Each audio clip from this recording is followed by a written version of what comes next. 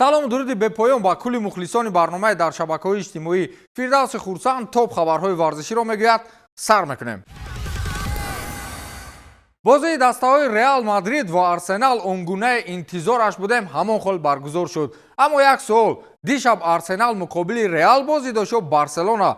ҳар вақте Реал дар Лигаи Чемпионҳо муқобили ягон дастаи сахт бозӣ кунад, он даста ҳамон шаб мухлисонаш 10 маротиба зиёд мешавад. Аммо гап сари ин нест. сухан дар мавриди бохти Реал Мадрид меравад ки тамоми мухлисони ин даста ва ҳатто худи бозингарон ба ремонтада ва ё худ камбеки тими шоҳона бовар доштанд. манам дар қатори дигарон аз 10% оҳиста оҳиста ба 70% боварӣ доштам. аммо гап-гапи ҳамон 10% аввал шуд. Реал бар замми он ки дар хатти дифоъ аз аввали мавсим мушкилиҳои хуса дошт, бо ҳайати хуб бар муқобили Арсенал ба майдон баромад. аммо инҷо проблемаҳои дигар дастаи шоҳонаро дунболагир аст. дар иҷрои ин даста мо чанд вақти охир бозии даставиро намебинем. ягон бозигузориё ба исилоҳ комбинатсияи ба услуби Реал монандро чанд вақти охир мушоҳида накардем. Мбаппе ва Винисиус такя ба истеъдоди инфиродии худ мекунанд ва ҳар вақте тӯбро бо худ мегиранд, ғайри як бало карда ҷониби дарвоза зарба задан ҳеҷ фикре ба сарашон намеояд. бале онҳо дар сари худ андешаи камбекро мепарвариданд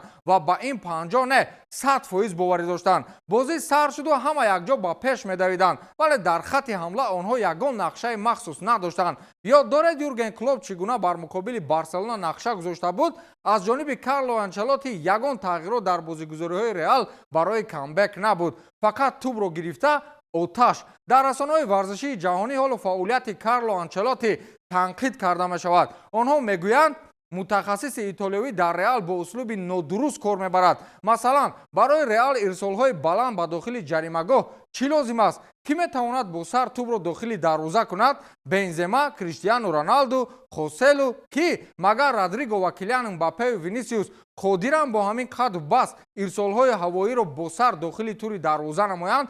охирин маротиба инро кайк дида будед? чизи дигаре ки сурати бозии Реалро коста мекард, ин зуд манъ шудани рафти рақобат аз ҷониби довар буд. шояд ин нақшаи махсуси Микел Артета бар зидди фишори даҳшатбори Реал буд ки қоидавайронкуниҳои нақшавиро ба миён меоварданд. бо ин роҳ онҳо суръати баланди Реалро куштанд. ҳатто дар чанд фурсатҳо бозӣ то чанд дақиқа манъ мешуд ки ин метавонист ба истилоҳ мандражи дастаи лондониро аз байн бубарад. баъдан худи довари ин рақобат Франсуа Летексие дар ҳолати даҳшатбор қарор гирифт. маълум буд ки аз аураи ин бозӣ дасту пояш меларзад. дар аввал худро тамоман гум кард. тӯби ба пои бозингари Арсенал нарасидаро зарбаи кунҷӣ гуфт. 40 бор назди экрани вар рафт. ҳолатҳои дар дохили ҷаримагоҳи Арсенал ба миён омадаро хулоса баровардан натавонист ва зуд аз ҳамтоҳои худ кӯмак талаб мекард. хулас ҳар вақте бозиро манъ мекардим ба суди дастаи Арсенал мешуд. бар замми ҳамаи ин Арсенал омодагии хеле ҷиддӣ ба бозии ҷавобӣ дида буд.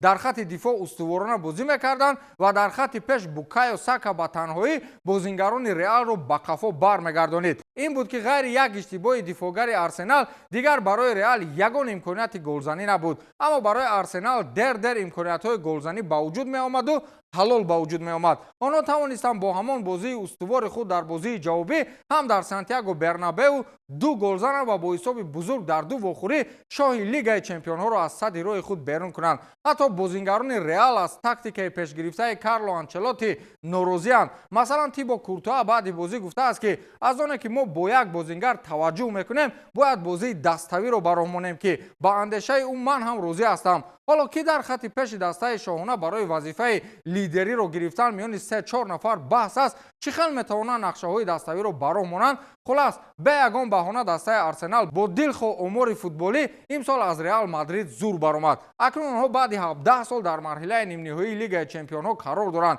бар ПСЖ ғалаба карда метавонанд ё не, вақт нишон медиҳад. аммо аз ҳама муҳим Реал Мадридро шикаст доданд.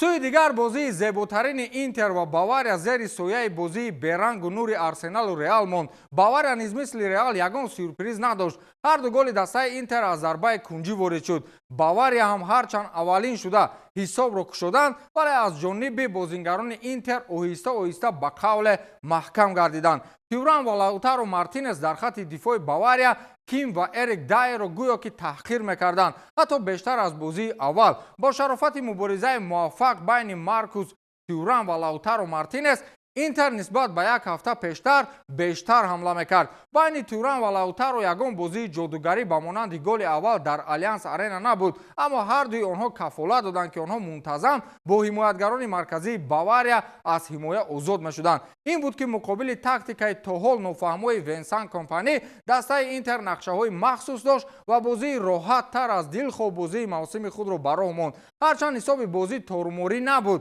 аммо аз ҳисоби устуворӣ ва назму низом дар майдон 100% аз Бавария боло буданд. инро ба он хотира мегӯям ки дар муқобили Бавария касе то ҳол чунин бозии роҳатро ба роҳ намондааст. хатти дифои тими Интер мусаллам аст ки феълан ба қатори беҳтарин дастаҳои дифои пурқувват дошта шомил мешавад. аз ин рӯ дар аввал ҳарчанд барои Ҳарри Кейн имкониятҳои зиёд ба миён меомад, аммо дигар на аз Кейн дарак буду, на аз бозингарони ботаҷрибаи дигар. дар хатти ҳамла ҳама чиз аз рӯи нақша буд. Лаутаро Мартинес тӯбро мегирифт ва то 3-4 бозингари Баварияро сӯи худ мебурду ва дигар ҳамдастаҳояш мавқеи озод пайдо мекард. зарбаҳои пайҳами бозингарони ин даста умедҳои мухлисони Баварияро зуд аз байн мебурд. бозингарони Бавария дар аввалу дар охир ба задани гол даст ёфтанд, вале ин барояшон басанда набуд то аз Интер гузариш кунанд. ҳамин тавр Интер ба марҳилаи нимниҳоӣ ба истиқболи Барселона рафт. бозӣ бо Барселона чӣ хел мешавад? ин андешаи ман аст. ҳарчанд Барса имсол бозиҳои боварнокарданиро ба роҳ мемонад,